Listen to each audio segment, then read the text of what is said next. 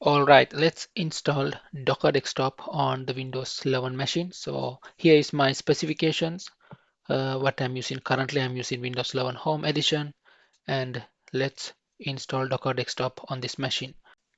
First of all, you have to download the Docker Desktop installer using this original official Docker website. I will add it on the description so you can download it from here. So the install is around 500 MB. You can download it from the official Docker Desktop website. And I'll wait until it gets downloaded, and after that we can run the setup. And the download is complete. Now we can launch the installer. Click OK and it starts installing. So let's wait until the installation is done. It takes around 3-4 minutes to install the Docker Desktop, and after that we should restart our machine. And if you love this kind of full stack videos, make sure you subscribe to my YouTube channel and give a thumbs up to this video.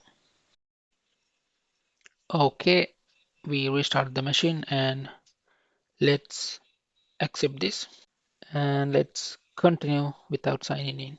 You can give some suitable options for these buttons, and after that it will start the Docker engine. So it will take some time. At the first run, it took around 2 minutes for me, so you can wait and see until the Docker engine starts its work.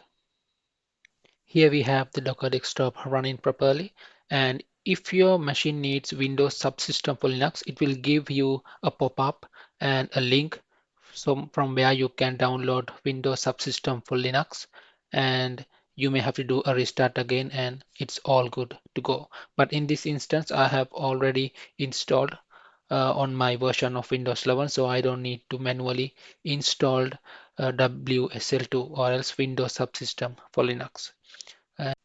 You can also open a command prompt and type this WSL dash dash list to see. Now you can see in here our Windows subsystems for Linux are running properly. So it has been already installed and it's running properly. Let's try this Docker Hub images tutorial. So first of all, we have to search the welcome to Docker image, and we can search it on the search bar. I'm going to copy it and search, and then let's pull this out. So I clicked pull, and you can see it's pulling the Docker welcome to Docker latest image. And here, yeah, you can see it's have been pulled, and let's run the image just by clicking run, and we can configure the port as well.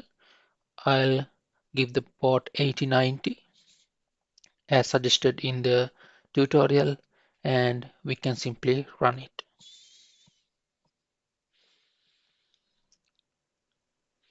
You can see the Docker image is running, and we can have a look at the running containers, and we can click this ports item there, that's 8090 port, and you can see the Docker image is running on port 8090 called congratulations, and that's the image that we are currently running. So that's it for this tutorial, guys. I think you learned something from it, and let's meet with another tutorial like this, and have a nice day.